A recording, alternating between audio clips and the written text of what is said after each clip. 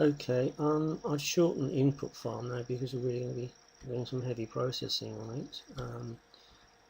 We're now going to move from 100 to 1,000 spaces or zeros between each sample and see what that produces. What we've got there. Okay, so let's have a look and see what we've got.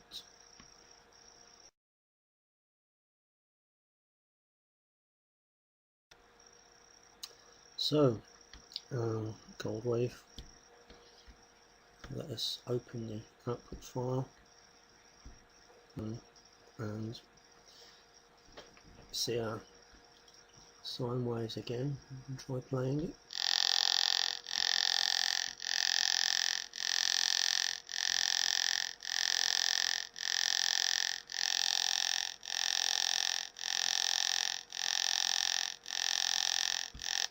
Now we're actually isolating each sample from each other's sample by bigger and bigger intervals, and we're starting to get something that sounds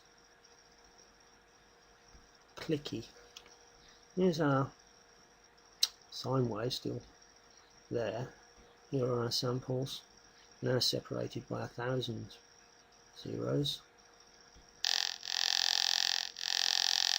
And you might just about be able to make out the fact that each of these is a little click, and you might also notice now that as we go up the sample and down, that affects our volume. Let's go back to where I want to be. So if we play that,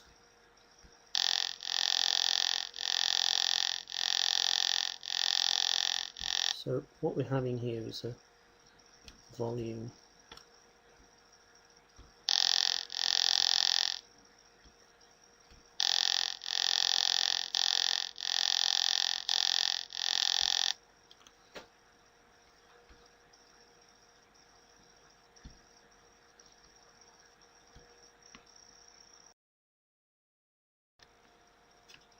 Okay, let's push on. Let's go for 10,000 and to see what we get there. We haven't got to go much further. We're getting quite a lot of data. So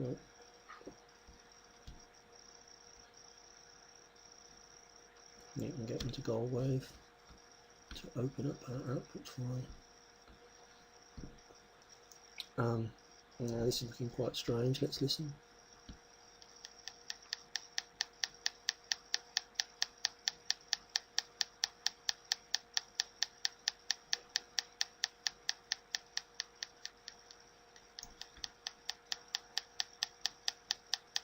So we're hearing clicks.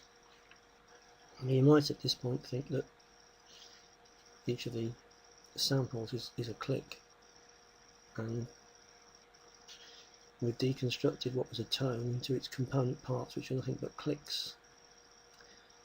It's a little more complicated or simpler than that, but we can see the reason why we're not seeing a proper sine wave here is because it's nothing to do with our programming. It's the fact that the gold wave program is getting a little bit confused now because we're throwing some quite odd data at it, and it's trying to express something. We should see something like a sine wave if we zoom in. Yeah, we can see there it's plotting all the little samples, but we are actually pushing audio software now, and it wouldn't normally be expecting to see information coming into it quite like this. So we are pushing towards the limits. In fact, there's one more and we should be done.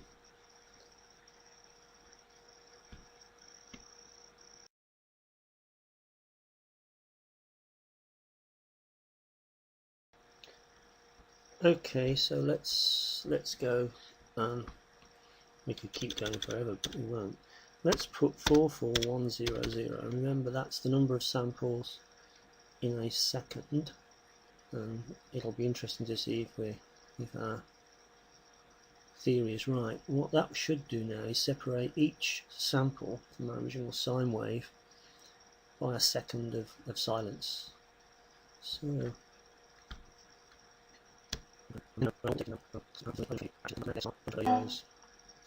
but it has done so. Okay.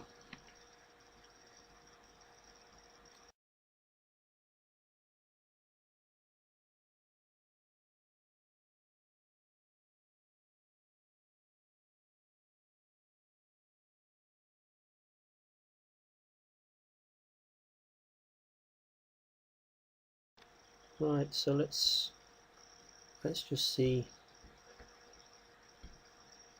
what we've got.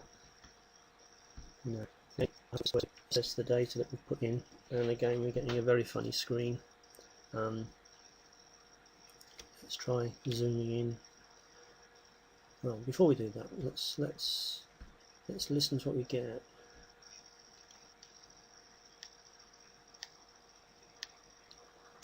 Okay, we need a little bit more volume.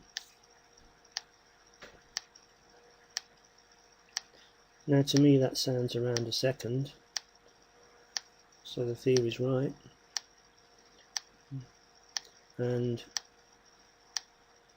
we appear now to be getting close to coming down the slope of a sine wave, so our sound should get slowly quieter.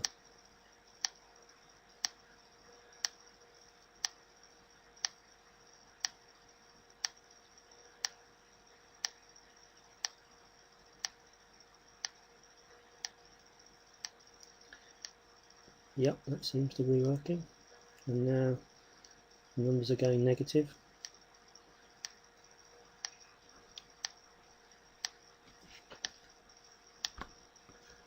We'll have a look. Again, we're pushing the software now to its limits. It's not showing us all the data because it's not used to having just these numbers separated by these huge gaps. That's a better rendition than that I had. And let's have a look at this. So each of these now, that distance between there and there is 1 second.